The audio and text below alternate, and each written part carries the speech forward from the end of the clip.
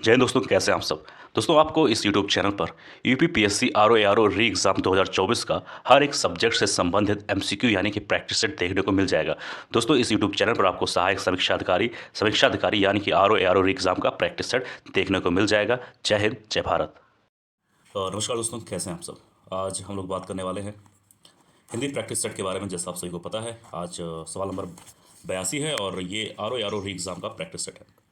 तो चलिए शुरू करते हैं आज का यह वीडियो। बहुत ज़्यादा इंपॉर्टेंट है, ध्यान देना। सवाल नंबर 82 में पूछा गया है कि करपट का तद्भव रूप कौन सा है। काफ़ी इंपॉर्टेंट सवाल है। सही उत्तर हो जाएगा ऑप्शन नंबर डी यानी कि कपड़ा।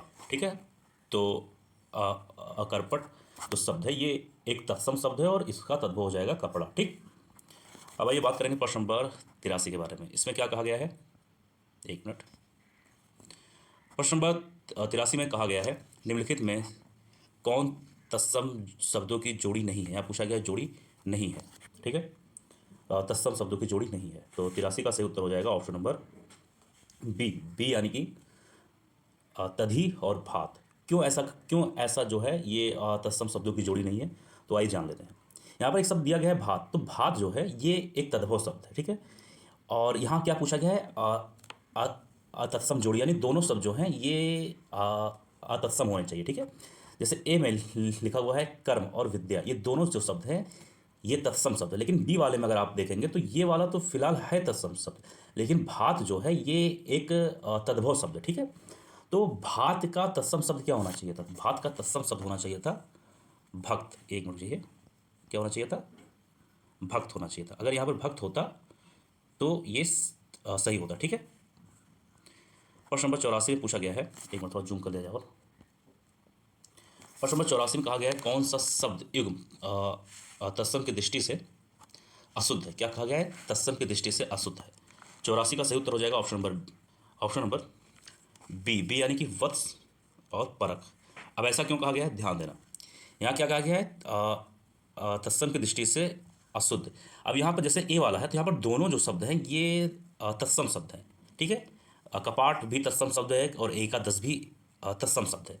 लेकिन बी वाले में अगर आप देखेंगे तो दोनों शब्द यहाँ पर तत्सम शब्द नहीं है। ठीक है, तो ध्यान देना। अब 84 वाला जो सवाल है, यहाँ पर एक शब्द लिखा है परख, तो परख एक तद्भव शब्द है। ठीक है, यहाँ पर अगर हम लोग अपरख शब्द का तत्सम जानने की कोशिश करें तो ये हो जाएगा परीक्षा। क्या हो जाएगा, परीक्षा हो जाएगा। ठीक है, समझ में आ रहा है। प्रश्न नंबर 85 में आ जाइए। इसमें कहा गया है चूरन का तत्सम क्या होगा।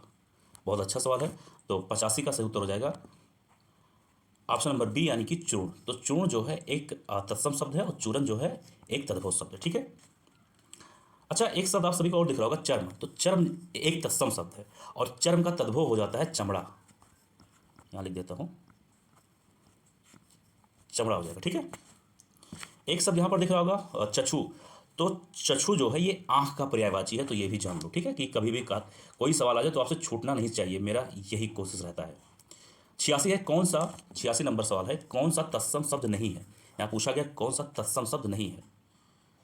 86 का सही उत्तर हो जाएगा रात। जाहिर सी बात है भाई, रात जो है एक तद्भव शब्द है, ना कि तत्सम। और रात का अगर हम लोग तत्सम शब्द जानने की कोशिश करें तो ये हो जाएगा रात्रि। ठीक है, ये चीज़ ध्यान देना।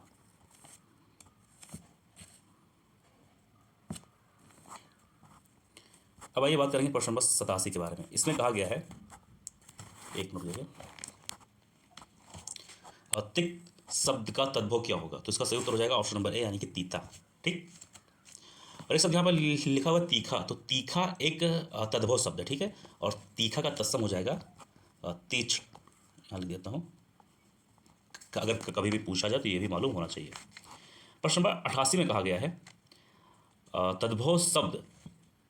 तद्भव शब्द निर्दिष्ट कीजिए। ठीक है, यानी इन चारों में से कौन सा तद्भव शब्द है।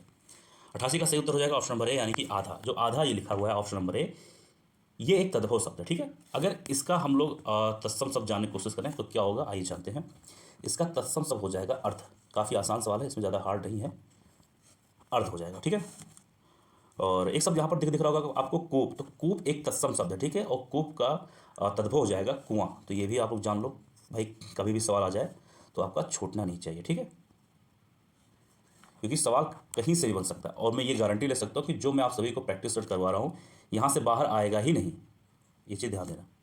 प्रश्न नंबर 89 है। इसमें कहा गया है कि तत्सम शब्द इन चारों में से कौन सा शब्द ऐसा है जो तत्सम है।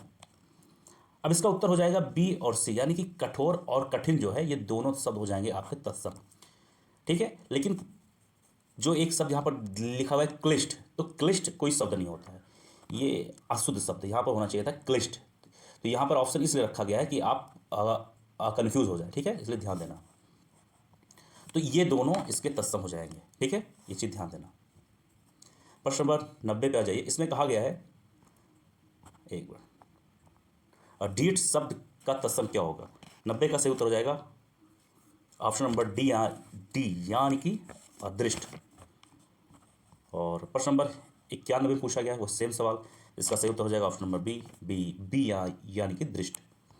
प्रश्न नंबर 92 में पूछा गया है, इस वीडियो का अंतिम सवाल भी कहेंगे हम लोग। इसमें कहा गया है कि तत्सम शब्द का चयन करना है इन चारों में से कौन सा तत्सम शब्द है। अगर मैं ना भी बताऊं तब भी इसका उत्तर आप लोग जरूर आराम से दे सकते हैं। और फिलहाल इस सवाल का सही उत्तर हो जाएगा सी। तो सी जो लिखा है थोड़ा सा पीडीएफ बनाते वक्त हल्का सा गलत हो गया है। सी पर शब्द होना चाहिए था व्याघ्र, ये होना चाहिए था। ठीक है, क्या होना चाहिए था, व्याघ्र होना चाहिए था। ठीक है, और ये जो शब्द लिखा है व्याघ्र, ठीक है, ये एक तत्सम शब्द है और इसका तद्भव हो जाएगा बाघ। ठीक है, यानी देखता हूँ बाघ होगा। ठीक है, समझ में आया। तो ये था आज का वीडियो। मुझे उम्मीद है वीडियो पसंद आया होगा। किसी सवाल में कोई डाउट हो, कोई चीज़ ना समझ में आया हो, जरूर कमेंट बॉक्स में लिख देना। इसका पीडीएफ चाहिए तो कमेंट बॉक्स में लिख देना, मिल जाएगा आप सभी को पीडीएफ। मिलता है किसी और वीडियो में। जय हिंद, जय भारत।